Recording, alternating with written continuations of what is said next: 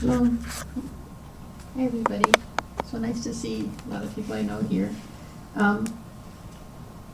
So I'm going to present data on children served through the Developmental Disabilities system. And Jenny Gong is our research statistician, and she gave me a lot of this data. So, and she's going to answer any questions you have about the data. So next slide. So just a little bit of background on context on DD services. We provide services to adults and children with moderate to severe intellectual and developmental disabilities. So most of our folks are in that moderate to severe range. There are a few people in the group who have mild intellectual disabilities but more severe levels of functioning. So that's who we serve. So it's kind of people who would otherwise be served in an institutional level of care. That's the definition for our funding through Medicaid, which is our primary funding source. We operate through a home and community-based services waiver, and the state provides a match to the federal FMAP percentage that runs in the 52% or so range, changes every year, and it's indexed. We have some folks who receive services through state-only monies too. So we have a separate contract for people who are in our system but are not Medicaid eligible. And we, something that a lot of people don't know is we also administer the Neurotrauma Special Fund for the state. And in it, where there's a neurotrauma registry, there's also a stroke registry that we provide funding for. That's part of the neurotrauma statute. And we do a lot of education, information referral, that kind of thing. For children, if they had a brain injury before age 22, they may come into our services and not into the actual waiver services. So if the brain injury manifested, the disability manifested before age 22. And we serve about, I wasn't probably yet.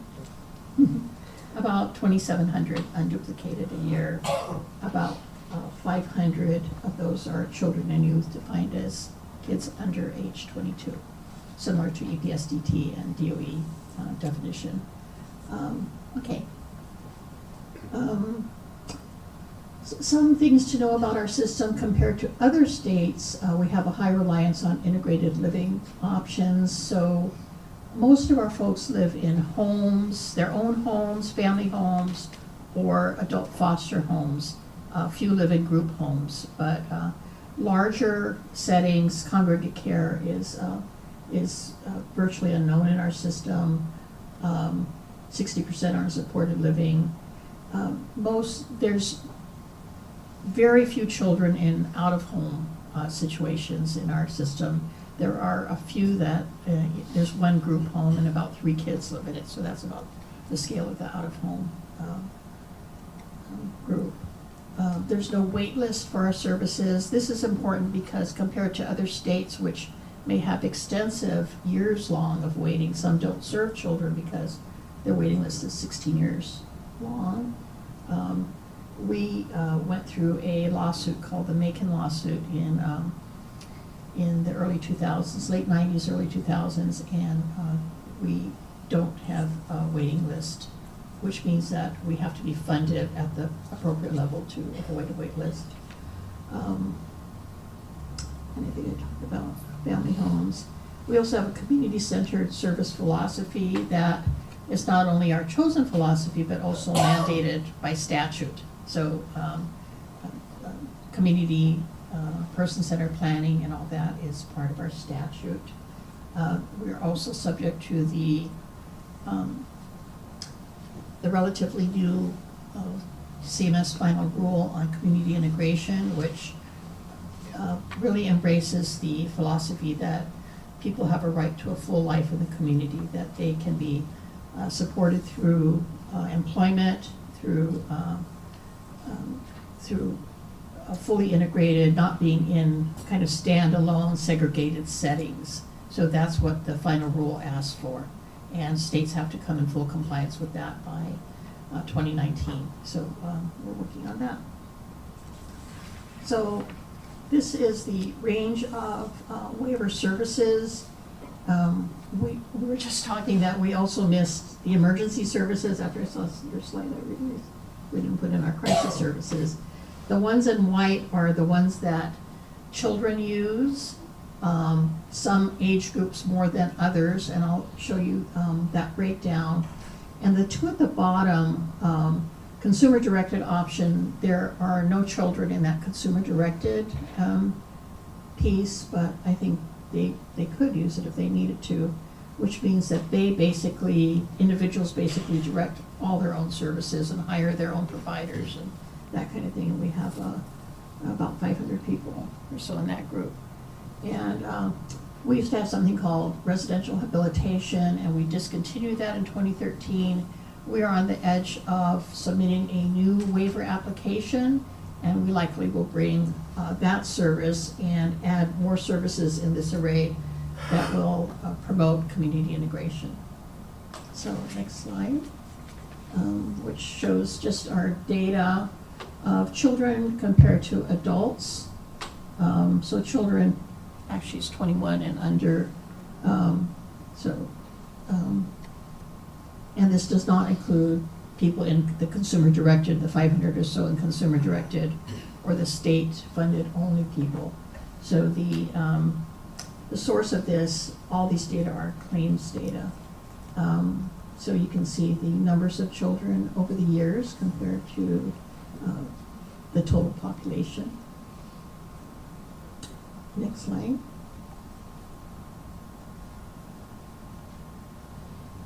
And the numbers of children by age group. So the little blue bar is the 0 to 3 kids, which most of you serve, but there are a few over time that receive mostly respite services from DVD. The 4 to 11 group, 12 to 17, and by far the largest group is the 18 to 21 kids transitioning from out of DOE services. So those are the numbers by age group. Next. And our waiver expenditures. So the expenditures for children are the orange bar, and the total expenditures for the entire population is the blue mass. And I guess what you can see is the children have far less expenditure, but also the kind of scale of the overall expenditures for the population. So closing in on $100 million in total cost for services. Does the all include the children? The all includes the children.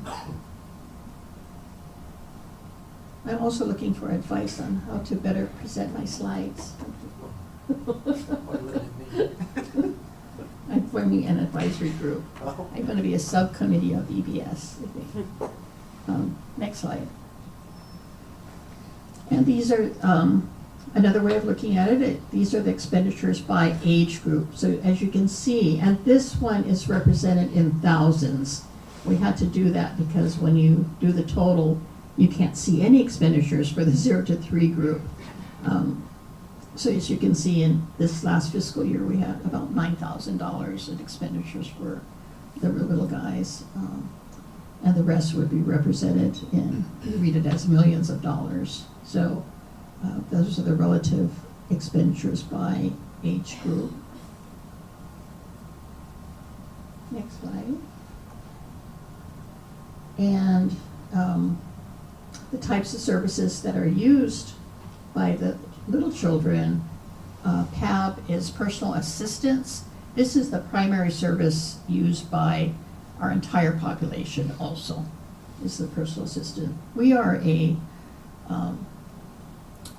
long-term care system. So we provide long-term services and supports for people. People usually come into our services for the duration.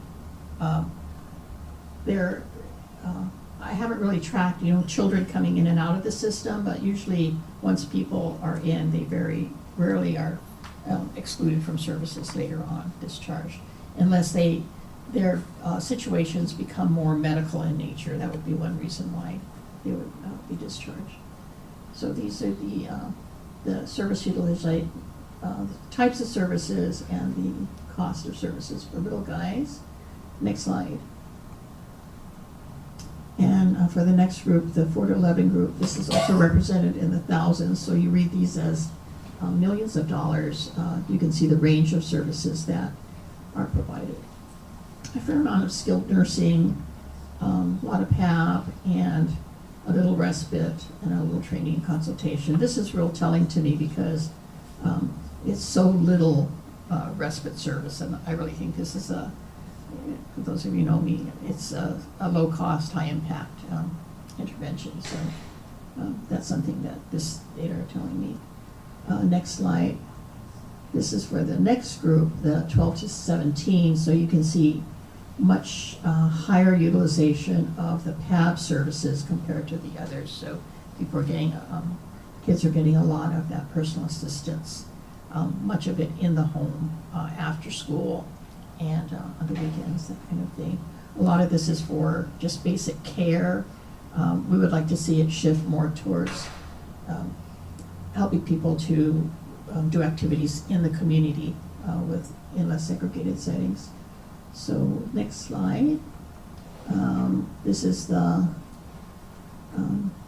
older group, and to me this is actually one of the most compelling slides that we have, because what happens is kids graduate from school, and many of them graduate to this, which is having a personal assistant and being in an adult day health program, which is largely a segregated setting.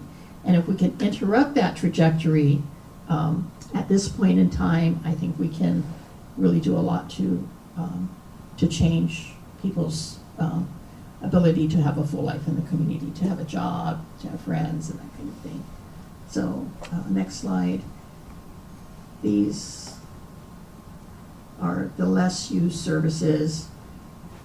And again, I would like to see it move more towards the supported employment, pre-vocational supports, and even transportation. I would like to see more of that used than the things on the other slide, the last slide that we had. And next slide. These are the primary diagnoses.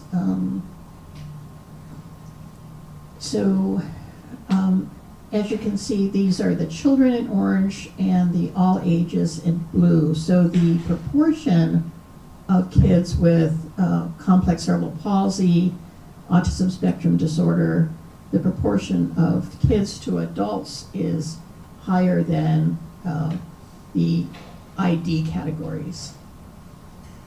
And again, the moderate intellectual disability is our biggest group across the board. And next slide, last slide. Few takeaways. Primary service used is personal assistance. Our largest age group among the children are youth 18 to 21, those transitional age kids moved from DOE into our program. More use of the PAB and adult day health. And I guess one takeaway is that we don't have your number 4, which is the outcomes. And we would like to, in our coming presentations, maybe in a year from now, maybe when the heavens open up and give us a good electronic health record, we will have this good data, but I can already start to identify maybe, right, Aaron? Identify maybe the use of, we use the Vineland and the ABAS, and if we could do that change over time just on that data that we have now, maybe the next time we present, we can have some outcomes. So that's kind of my data. Thank you.